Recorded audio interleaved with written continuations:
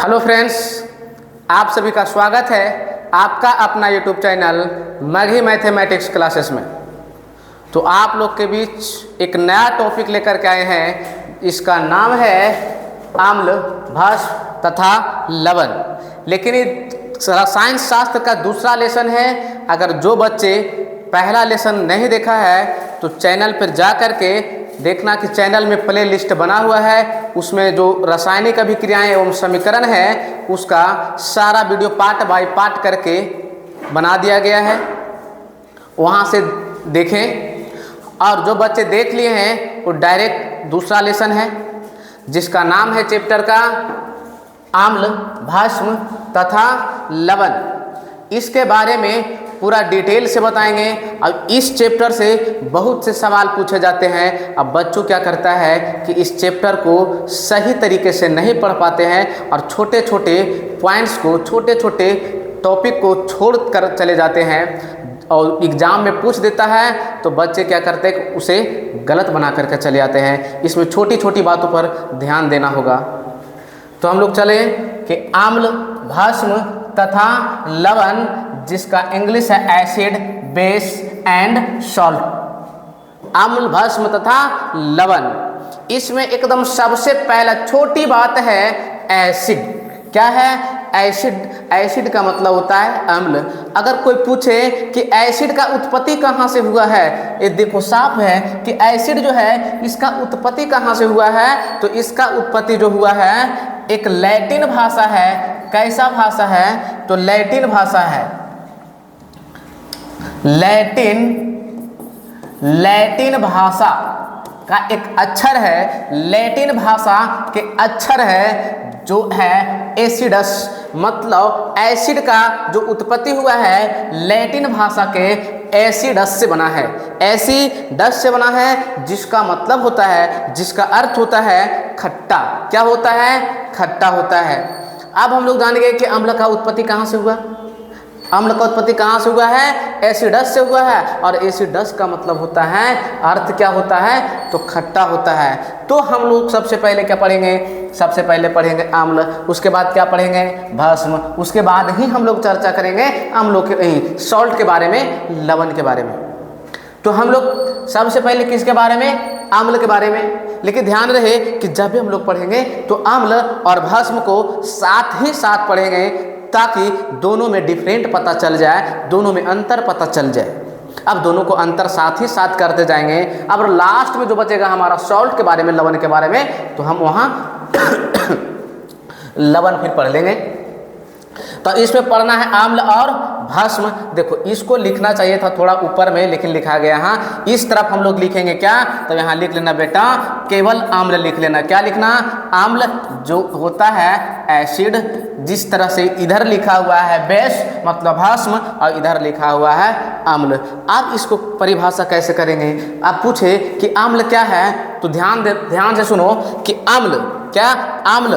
अम्ल वह पदार्थ है जिसका जलीय विलयन, मतलब अम्ल का जो भी जलीय विलयन होगा उस स्वाद में कैसा होगा? तो स्वाद में खट्टा होगा।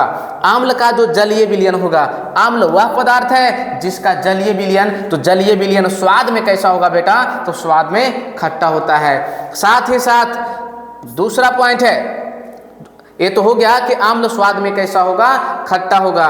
दूसरा, जितने भी अम्ल है धातु से अगर रिएक्शन करवा दो, धातु से क्या करा दो? रिएक्शन मतलब अभिक्रिया करवा दो, तो कौन सी गैस मुक्त होती है? हाइड्रोजन गैस मुक्त होती है, जिसको हम लोग लिख सकते हैं H2। कौन सी गैस मुक्त होती है? तो H2 गैस। उसी प्रकार क्या है? बेस है, बेस मतलब भस्म। भस्म क्या है? तो भस्म को कहेंगे, भस्म वह पदार्थ है जिसका जलीय विलयन क्या होगा? स्वाद में क्या होता है? कड़वा होता है। स्वाद में क्या होता है? कड़वा होता है। और भी दूसरे तरीका से बोल सकते हैं कि भस्म क्या है? तो भस्म वह पदार्थ है जो अम्लों के साथ या अम्ल को क्या करता है?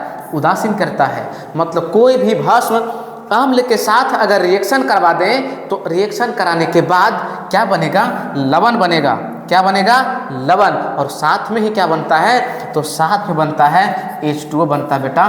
ध्यान से एकदम ध्यान भटकाओ नहीं। अगर बेटा नोट्स बनाना है ना तो एकदम लाइन बाय लाइन लेकर के लिखते चलो। नोट्स अगर तैयार करना है, कॉपी पेन, जब भी बेटा पढ़ने के लिए बैठो ना तो कॉपी कलम ले करके बैठो। जब भी बैठो तो कॉपी पेन ले करके बैठो। अब जिस तरह से पढ़ा रहे हैं, अगर नोट्स बनाना है तो लाइन बाय लाइन लिखते चलो, पॉइंट बाय पॉइंट लिखते चलो। अब हमको यहाँ अम्ल और भस्म में अंतर पता चल गया ना, डिफरेंट पता चला।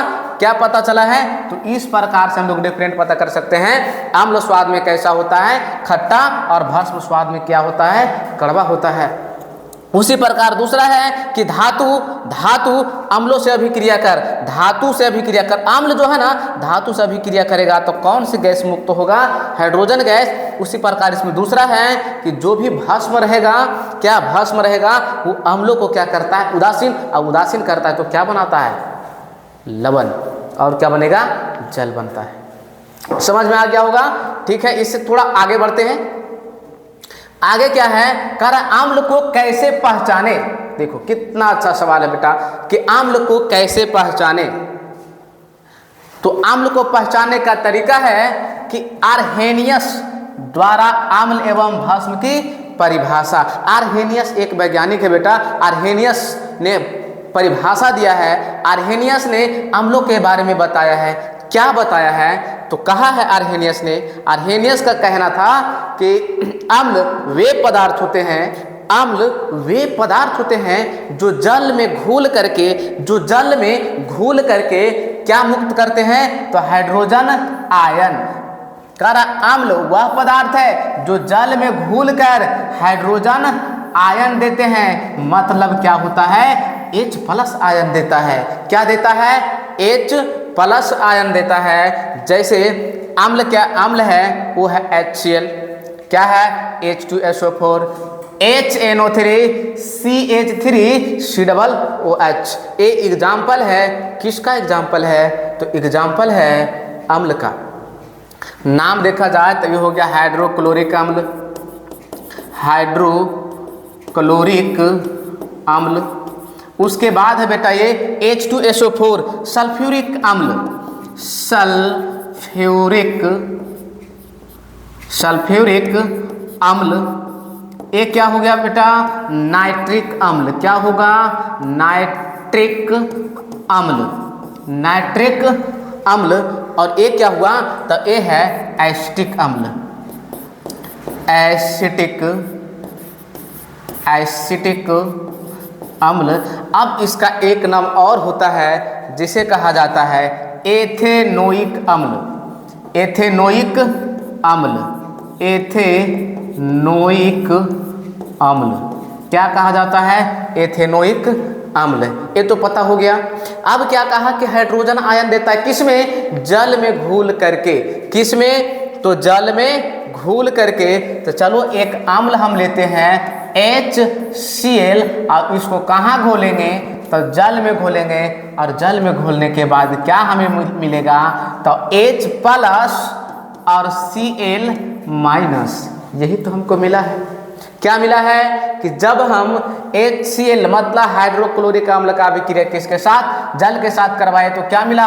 हाइड्रोजन आयन और क्लोरीन आयन। तो यही तो कहे थे आर्हेनियस ने कि जब भी कोई अम्ल को अम्ल के साथ अभिक्रिया कराया जाए, अम्ल जल में घुल करके क्या मुक्त करेगा? Hydrogen ion. उसी प्रकार अगर हम H2SO4 सल्फ्यूरिक अम्ल को क्या करें? तो इसके साथ भी हम क्या करने वाले हैं? H2O के साथ, मतलब जल में घोलने वाले हैं। घोलने के बाद क्या मिलेगा? तो मिलेगा H+ और उसके बाद क्या मिलेगा? SO4 क्या मिलेगा? माइनस। संतुलित के लिए यहाँ क्या के 2 कर दिए। ध्यान में रखना। अब जो ए मिला है आयन, क्या मिला? हाइड्रोजन आयन मिला है। अब ये हाइड्रोजन आयन इसके साथ रिएक्शन करके, चूंकि हाइड्रोजन आयन अकेले रहेगा नहीं, वो किन के साथ जाएगा? जल के साथ जाएगा। और जल के साथ में जा करके H यहाँ से 1 और 2 H यहाँ है, मिलेगा 3 और बनेगा O, H3O बन जाएगा, जिसको हम लोग कहते हैं हाइड्रोनियम आयन। क्या कहेंगे? हाइड्रोनियम आयन, हाइड्रोनियम आयन कहेंगे। अब देखा कि अम्ल जल के साथ में घुल करके क्या दिया, अब जो आयन था वो जल से मिल करके क्या बना, H3O प्लस, H3O प्लस बना है। इसके बाद देखिए ये तो हो गया कि आर्हेनियस द्वारा अम्ल की परिभाषा। अब हम लोग देख लेते हैं कि आर्हेनियस द्वारा भस्म की क्या परिभाषा होती है। ठीक है, आगे देखते हैं कि आर्हेनियस द्वारा भस्म की परिभाषा। तो कह रहा भस्म वह पदार्थ है जो जल में घुल करके OH मतलब हाइड्रा ऑक्साइड आयन देते हैं। OH माइनस, हाइड्रा ऑक्साइड में बेटा ध्यान देना OH माइनस होता है। एग्जाम्पल है NaOH, KOH, NH4OH, CaOH का होल ट्वाइस। स्क्वायर नहीं बोलना बेटा, मैथ नहीं है, केमिस्ट्री है। केमिस्ट्री में ट्वाइज होता है, अगर 2 है ट्वाइज होगा, 3 है थ्राइज होता है। अब CaOH का होल ट्वाइज, ये नीचे होगा ऊपर में नहीं, F4 नीचे होगा। उसके बाद ये तो कहा कि भस्म वह पदार्थ है जो जल में घुल करके OH आयन देता है, OH आयन देता है। आप देखते हैं कि क्या जल में घुलने के बाद देता है, तो लिखा हुआ NaOH।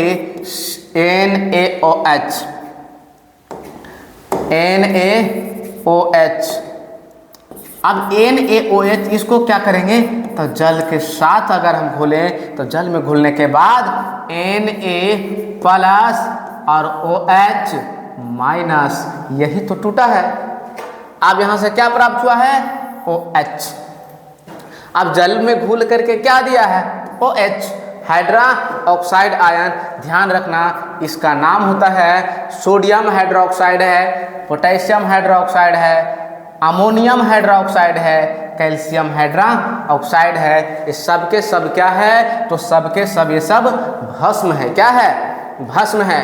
अब लग रहा होगा कि वहाँ तो स्वाद से पता चला, लेकिन अब इसमें आर्हेनियस से पता चला, आर्हेनियस के परिभाषा से इसके द्वारा दिया गया जो परिभाषा है, इसमें अम्ल और भस्म के पहचान कैसे करेंगे, ध्यान से। ये तो रिएक्शन में देख लिए, थोड़ा पीछे हम लोग एक नज़र देख लेते हैं कि देखो जितने भी अम्ल है बेटा, इसमें एक कॉमन आया है। क्या आया है, कॉमन है। क्या कॉमन है, तो देखो इसमें सब में कॉमन है। क्या है, तो कॉमन है H। बेटा देखो ध्यान से, क्या सब में H है, हाँ है। यहाँ भी H है, इसके साथ H है, यहाँ भी H है और इनके साथ भी H है। मतलब जहाँ अम्ल दिखेगा उसमें H का होना फिक्स है, H का होना फिक्स है। दूसरी बात कि जहाँ भी होगा भस्म भी एक कॉमन है। क्या कॉमन आ रहा है, इसमें देखना बेटा ध्यान से कि सभी में है। क्या कॉमन है, तो सभी में है OH। क्या है, देखो तो OH OH OH OH, भस्म के पहचान हो जाएगा। देखना फार्मूला में जहाँ पर भी मिल जाए OH समझो भस्म है, पता चलेगा। जल्दी से नोट करो इसको। इसके बाद क्या कर रहा है कि जल में मिले भस्म को हम लोग क्या कहेंगे, क्षार कहेंगे। यदि जो कोई भस्म को हम लोग घोल करके उसे विलयन बना लिए हैं, तब उसे हम क्या कहेंगे, क्षार कहेंगे। अब ये सवाल पूछा गया है बाबू एग्जाम में कि जल में घुले भस्म को क्या कहते हैं, तो हम लोग क्षार कहते हैं। चलो आगे चलते हैं थोड़ा। अब है अम्ल तथा भस्म के गुण। अम्ल तथा भस्म के गुण। अब अम्ल तथा भस्म जो है वो गुण है, वो पहला गुण क्या है कि अम्ल स्वाद में क्या होते हैं, खट्टे होते हैं। अम्ल स्वाद में क्या होते हैं, तो अम्ल स्वाद में खट्टे होते हैं और भस्म स्वाद में क्या होता है, तो कड़वा होता है। अब जैसे खट्टा है, अगर हम नींबू की बात करें, किस चीज़ का, नींबू, तो नींबू कैसा होता है, स्वाद में खट्टा होता है। सिरका कैसा होता है बेटा, ये भी खट्टा होता है। इसमें कुछ और है, जैसे सौर फ्रूट्स की बात करें, सौर फ्रूट्स खट्टे फल, सौर फ्रूट्स मतलब खट्टे फल जो भी होंगे उसमें क्या होंगे, अम्ल। तो ध्यान रखना कि सभी अम्ल को चख करके हम लोग पता नहीं कर सकते हैं, लेकिन बस इतना तो कह सकते हैं कि आम्ल स्वाद में क्या होते हैं, खट्टे होते हैं, और भस्म स्वाद में क्या होता है, कड़वा होता है। इसका अगला गुण क्या है, देखो आप यहाँ से कह रहे थे कि आम्ल स्वाद में क्या होते हैं, खट्टे होते हैं। चलो देखते हैं हम लोग। कह रहे कुछ प्राकृतिक पदार्थों में पाए जाने वाले अम्ल निम्न सारणी में दिए गए हैं। अब जैसे इधर पदार्थ है और इधर उपस्थित अम्ल है। अगर बेटा पूछे इमली, इमली में कौन सा अम्ल है, जवाब लगाना टार्टरिक अम्ल। नींबू या संतरा का रस होता है, उसमें कौन सा अम्ल, सिट्रिक अम्ल। सेब में कौन सा अम्ल, मैलिक अम्ल। सिरका में एसिटिक अम्ल। तो ध्यान में रखना सिरका जो है 6 से 8% बेटा, ध्यान में रखना इसको, 6 से 8%। दही, दही में कौन सा अम्ल है, तो दही में लैक्टिक अम्ल है। अगर बेटा बात करें खट्टे दूध का, तो खट्टे दूध का होता है, खट्टे दूध में भी क्या होगा, लैक्टिक अम्ल। ये भी बात रखना, मिल्क प्रोडक्ट मतलब दूध से जितनी भी चीज बनेगा, दूध से जो भी चीज बना है उसमें कौन सा अम्ल है, तो वो बना है उसमें है लैक्टिक अम्ल। उसके बाद है टमाटर में कौन सा अम्ल है, तो टमाटर में ऑक्जेलिक अम्ल है। अमाशय रस में कौन सा अम्ल है, हाइड्रोक्लोरिक अम्ल है। चाय में कौन सा अम्ल है, तो चाय में टैनिक अम्ल है। विटामिन सी में कौन सा अम्ल है, अस्कॉर्बिक अम्ल है। और लाल चिट्टी में कौन सा अम्ल है, तो है फॉर्मिक अम्ल। और ध्यान रखना कि फॉर्मिक जो अम्ल है उसका सूत्र होता है HCOOH, फॉर्मिक अम्ल। और फॉर्मिक अम्ल का ये सूत्र है, यहाँ लिख देते हैं हम सूत्र HCOOH। ये किसका फार्मूला है, फॉर्मिक अम्ल का है। अब अगर इसका दूसरा नाम पूछा जाए तब इसका नाम होता है मेथेनोइक, मेथेनोइक। अब ध्यान दो इसमें क्या है, कॉपी पेन लेके बैठा बेटा तो इसे नोट कर लो एक बार फिर से। इधर पदार्थ है, बाकी इसमें उपस्थिति अम्ल है। इमली में टार्टरिक, नींबू रस या संतरा हो सिट्रिक अम्ल, इस प्रकार से नोट कर लो। इसके आगे चलते हैं। दूसरा जो गुण, पहला तो था कि आम्ल स्वाद में खट्टे होते हैं, भस्म स्वाद में कड़वे, और दूसरा है विषैले तथा तीव्र नाशक या संक्षारक अम्ल। अब कुछ अम्ल ऐसे होते हैं, कुछ अम्ल ऐसे होते हैं जो विषाक्त होते हैं, विषैले होते हैं, हमारे लिए खतरनाक है। अब इसके पहले तो जो चर्चा किए, कुछ अम्ल, एसिटिक अम्ल कोई नुकसान नहीं, टार्टरिक अम्ल हमें कोई नुकसान नहीं, लेकिन कुछ खतरनाक होते हैं जैसे कार्बोलिक अम्ल है। क्या है, कार्बोलिक अम्ल, जिसको हम लोग क्या कहते हैं, फिनॉल कहते हैं। फिनॉल सबसे खतरनाक है। उसके बाद आता है बैटरी अम्ल, जो हम लोग क्या कहते हैं, H2SO4, और जिसका यूज होता है कहाँ, तो मोटर गाड़ी बैटरी वगैरह में यूज होता है। उसके बाद क्या है, नाइट्रिक अम्ल। ये सब क्या है, सब ये सब विषैले हैं, लेकिन सभी विषैले नहीं होते हैं बेटा, ध्यान में रखना। अभी तो बताइए उसमें कि दही में अम्ल भी पाया जाता है। लैक्टिक अम्ल ये तो विषाक्त नहीं है, एसिटिक अम्ल विषाक्त नहीं है। भस्म, भस्म जैसे चूना, भस्म में जैसे में क्या है, चूना।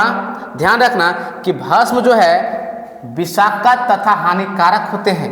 भस्म क्या है, विषाक्त और हानिकारक होते हैं। सभी भस्म नहीं बेटा, ध्यान में रखना कि भस्म जैसे में जो भी भस्म है, जैसे कैल्शियम हाइड्रोक्साइड, बेरियम हाइड्रोक्साइड, ये सब क्या है, सब के सब हानिकारक है। लेकिन ये नहीं कर देंगे कि भस्म में सब के सब हानिकारक है। कहे कि हम लोग यूज तो करते हैं ना NaHCO3, ये भी तो भस्म है, क्षार है ना। उसके बाद भस्म NaOH, KOH, ये सब क्या होते हैं, तीव्र नाशक होते हैं, हानिकारक और तीव्र नाशक होते हैं। ये था दूसरा गुण। तीसरा हम लोग चलते हैं क्या, अम्ल तथा भस्म द्वारा रंजक के रंग में परिवर्तन। कुछ जो अम्ल और भस्म है वो अपने रंजक के रंग में परिवर्तन करता है। यहाँ से भी हम लोग अम्ल और भस्म का पहचान कर सकते हैं। जिसमें सबसे पहला पढ़ेंगे बेटा संकेतक, और संकेतक को हम लोग कह सकते हैं इंडिकेटर या फिर कह सकते हैं सूचक। क्या कहेंगे, सूचक। कहता ऐसी चीजें जो अम्ल तथा भस्म के साथ, अम्ल तथा भस्म के साथ अपना रंग बदलते हैं, उन्हें हम लोग क्या कहेंगे? तो सूचक कहेंगे, इंडिकेटर कहेंगे या संकेतक कहेंगे। वो संकेत देता है अम्ल है कि क्षार है। ऐसी चीजें जो अम्ल और भस्म के साथ अपना क्या कर देते हैं? रंग बदल देते हैं, उन्हें क्या कहेंगे? संकेतक कह देंगे या कहा जाता है इंडिकेटर। और ये जो संकेतक है वो कितने प्रकार के हैं? 3 प्रकार के हैं, जिसमें पहला है प्राकृतिक, जिसको नेचुरल कहा जाता है। दूसरा मानव निर्मित है। तीसरा घृणित है। मानव निर्मित के मतलब होता है मानव ने बनाया है। घृणित मतलब होता है कि इसे सूंघ करके हम लोग पहचान सकते हैं। और प्राकृतिक है वो प्राकृतिक में ही है, भगवान के दिया हुआ है। अब है प्राकृतिक के अंदर हम जो भी पढ़ेंगे संकेतक के बारे में, वो पढ़ेंगे टर्मेरिक और लिटमस पेपर। टर्मरिक और लिटमस पेपर अगर कभी पूछ दे कि प्राकृतिक सूचक कौन है तो बता देना टर्मेरिक और लिटमस पत्र। लिटमस पत्र का हिंदी लिटमस पत्र होता है। क्या होता है? लिटमस, लिटमस पत्र होता है। लेकिन टर्मेरिक का हिंदी होता है बेटा हल्दी। हल्दी को नहीं देखा क्या? हल्दी सभी बच्चे देखे होंगे। उसके बाद है मानव निर्मित। मानव निर्मित में आता है मेथिल ऑरेंज और दूसरा आता है फिनोल्फथैलिन। फिनोल्फथैलिन। और घृणित में कौन आता है? ओनियन आता है और वैनिला आता है। मतलब इसमें मेथिल ऑरेंज हिंदी लिखो या इंग्लिश लिखो बेटा, दोनों का वही होता है। फिनोल्फथैलिन भी वही होता है। यहाँ यूनियन है, यूनियन का मतलब प्याज होता है। और यहाँ वैनिला है, वैनिला का हिंदी भी वैनिला होता है। तब ये जो तीनों है संकेतक 3 प्रकार के हैं ना, तो तीनों को हम डिटेल से देखेंगे, तीनों को बारी बारी से देखेंगे। जिसमें पहला हम पढ़ेंगे प्राकृतिक सूचक। प्राकृतिक सूचक के बारे में पढ़ेंगे। ये है पहला नेचुरल इंडिकेटर, मतलब प्राकृतिक संकेतक, प्राकृतिक सूचक। अब प्राकृतिक सूचक में कौन है? तो टर्मेरिक है और एक तरफ लिटमस पेपर है। अब दोनों को जांच करवाना है। जांच में देखो बेटा, पहला टर्मेरिक मतलब लिख देते हैं बेटा यहाँ हल्दी। क्या होता है? हल्दी। हल्दी देखा है ना? हल्दी का ओरिजिनल कलर क्या होता है? हल्दी का ओरिजिनल कलर या फिर हम कह सकते हैं वास्तविक रंग कैसा होता है? तो वास्तविक रंग इसका कैसा होता है? तो पीला होता है। क्या हल्दी का रंग नहीं देखा है? हल्दी का रंग कैसा होता है? पीला होता है। लेकिन यदि जो हल्दी को किसमें विथ एसिड मतलब अम्ल के साथ, हल्दी अम्ल के साथ कलर कैसा परिवर्तन करेगा? नो चेंज, कोई परिवर्तन नहीं। अगर हम हल्दी को अम्ल में डालेंगे तो रंग कैसा दिखेगा? भाई इसका रंग पीला दिखेगा। No change, colour no change. उसके बाद विथ बेस, भस्म के साथ क्या करता है? भस्म के साथ क्या करता है? तो टर्मेरिक मतलब हल्दी भस्म के साथ में कैसा रंग देगा? लाल। क्या? लेकिन प्योर लाल नहीं देता है, इसे हम लोग लिख सकते हैं लाल भूरा लिख सकते हैं। कैसा देगा? तो लाल भूरा देता है। उसके बाद लिटमस पेपर, किसके बारे में? लिटमस पेपर है वो होता है ओरिजिनल कलर देखा जाए तो होता है पर्पल। क्या होता है? पर्पल, जिसका हिंदी होता है बेटा बैगनी। क्या होता है? बैगनी। उसके बाद अब है विथ एसिड। लिटमस पेपर अम्ल के अगर साथ में डाला, मतलब अम्ल में डाला जाए, ये है प्राकृतिक। लेकिन प्राकृतिक में कैसा कलर है? बैगनी। लेकिन वहाँ बैगनी ना, अब यहाँ क्या होता है ने कि यहाँ जो है लिटमस पेपर किस कलर में मिलेगा? ब्लू में मिलेगा, नीला और दूसरा लाल। तो हम कह सकते हैं कि लाल लिटमस पत्र या नीला लिटमस पत्र। जब हम लिटमस पत्र को किस में डाल रहे हैं? एसिड में, मतलब अम्ल के साथ। किसके साथ? अम्ल के साथ। अगर अम्ल में डालेंगे क्या डालेंगे? लिटमस पत्र। कैसा? ब्लू। ब्लू के मतलब नीला। नीला से क्या होगा? लाल। ध्यान रखना कि यदि जो लिटमस पेपर को अम्ल में डालेंगे, नीला लिटमस पत्र को अम्ल में डालेंगे तो क्या होगा? लाल होगा। दूसरी बात ये होगा भस्म, कि यदि जो हम रेड मतलब लाल लिटमस पत्र को अगर भस्म में डालेंगे, भस्म के साथ अगर रिएक्शन कराएंगे तो क्या बन जाएगा? नीला। क्या बनेगा? नीला बनेगा। याद आया कुछ? नीला से लाल, नीला से लाल, नीला से लाल अम्ल होगा, और लाल से नीला, लाल से नीला, लाल से नीला तो क्या होगा? भस्म। क्या ये समझ में आया? चलो इसके बाद चलते हैं इसके आगे। दूसरा क्या है? आर्टिफिशियल मतलब मानव निर्मित। आर्टिफिशियल इंडिकेटर मानव निर्मित जो संकेतक है, उस सूचक है, उसमें देखते हैं कौन आएगा। तो आएगा मेथिल ऑरेंज और फिनॉल फथैलिन, जो हिंदी में भी मेथिल ऑरेंज और हिंदी में भी फिनॉल फथैलिन लिखा जाता है। मेथिल ऑरेंज और इसका हिंदी लिखा जाता है फिनॉल फथैलिन। फिनॉल फथैलिन। अभी क्या करना है कि मेथिल ऑरेंज इसका अगर कलर देखा जाए तो कलर बेटा संतरा तो देखा ना, संतरा का रंग कैसा होता है? संतरी होता है। तो मेथिल ऑरेंज का किसके साथ? विथ एसिड, अम्ल के साथ अगर अम्लों में डाला जाए तो कलर कैसा मिलेगा? रेड मतलब लाल मिलेगा। रंग कैसा? लाल रंग। कैसा मिलेगा? लाल रंग।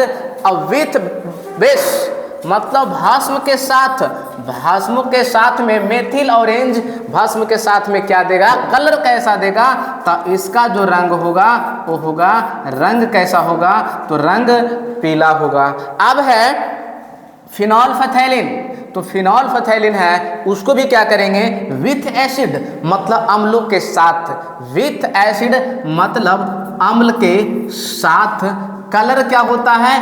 कलरलेस होता है। यदि जो हम फिनॉल फथैलिन को एसिड में डाल देंगे तो कलर जो दिखने वाला है वो कलर होगा कलरलेस, मतलब कह सकते हैं रंगहीन, मतलब कोई कलर नहीं, वो उदासीन होता है। उसके बाद यहाँ जो है विथ बेस भस्म के साथ होता है क्या? जब फिनॉल फथैलिन को भस्म में डालेंगे तो उसका जो रंग चेंज होगा वो डार्क पिंक मतलब गहरा गुलाबी। गहरा क्या होगा? तो गुलाबी होगा, गहरा गुलाबी होगा। लेकिन इसका जो वास्तविक रंग है, वास्तविक रंग इसका बात किया जाए तो गुलाबी ही होता है, रंगहीन होता है। ज़्यादा मतलब गुलाबी ना भी होता, मतलब दूर से देखने पर रंगहीन नजर आता है। इसके बाद क्या है? तो तीसरा, ये तो दो को हो गया। तीसरा हम लोग चलते हैं ऑल्फैक्टरी इंडिकेटर। मतलब ऑल्फैक्टरी मतलब घ्राणित मतलब बताएं सूंघ करके। क्या? सूंघ करके। ये क्या करता है कि ये अपनी गंध बदल करके पहचान कराते हैं। क्या कराते हैं? पहचान कराते हैं। मतलब कुछ ऐसे भी अम्ल हैं वो मतलब सूंघ करके भी पहचान सकते हैं। अब कहने का मतलब अंधा व्यक्ति है तो क्या वो देख पाएगा? नहीं देख पाएगा। कम से कम वो तो सूंघ करके बता सकता है कि अम्ल है कि भस्म है। तो इसमें देखो एग्जाम्पल में है ओनियन और क्या है? वैनिला मतलब प्याज और वैनिला का तो होता है वैनिला। अब इसमें क्या होता है? विथ एसिड जब हम किसको? तब प्याज को। जब हम दोनों में से किसी एक को बात करें तो अम्लों के साथ, किसके साथ, अम्ल के अगर साथ में मिक्स कर दें, जैसे प्याज, प्याज क्या है कि अगर हम अम्लों में डालेंगे, इसका जो गंध है वो गंध नो चेंज, क्या है, नो चेंज। क्योंकि हम लोग प्याज भी खाते हैं ना, तो आमाशय के अंदर तो अम्ल होता है, अम्लों के साथ रिएक्शन करने के बाद प्याज का जो गंध है वो वैसा ही आता है। क्या प्याज खाया है, ढकार आया है, ढकार आने के बाद पता चलता है कि हम लोग प्याज खाए हैं। क्या खाएं, प्याज, प्याज का गंध पता चल रहा है। उसके बाद यदि जो हम प्याज को किसमें, विथ भस्म, अगर हम भस्म में मिक्स करें, अगर प्याज गंध के साथ, देखो इसमें जो भी है ये तो सूचक है। अब कैसा सूचक है, घृणित सूचक है। अब हम इसके साथ अगर भस्म में मिला दें हम, तो इसका लॉस्ट स्मेल, मतलब गंध जो है वो गंध क्या हो जाएगा, गायब हो जाएगा। लेकिन अम्लों में गंध इसका गायब नहीं होता है। इसके बाद अब ये था तीसरा, फिर से एक बार थोड़ा पीछे देख लेते हैं। संकेतक 3 प्रकार के बता दिए, प्राकृतिक, निर्मित और घृणित, जिसमें पहला था नेचुरल, दूसरा था आर्टिफिशियल और तीसरा था अल्फैक्टरी। तो बच्चों ये वीडियो कैसा लगा, कुछ अगर इसमें छूटा है या समझ में नहीं आया तो कमेंट में बताना। इसके अगले वीडियो में फिर से हम 2 मिनट के लिए रिवाइज कर लेंगे। तो आज का वीडियो यहीं तक रखेंगे, और इसका जो अगले पार्ट आएगा वो इससे और बहुत अच्छा उसमें चलेगा। और मतलब कि हम जो भी अब मिलेंगे अगले वीडियो में मिलेंगे। तो thanks for watching this video.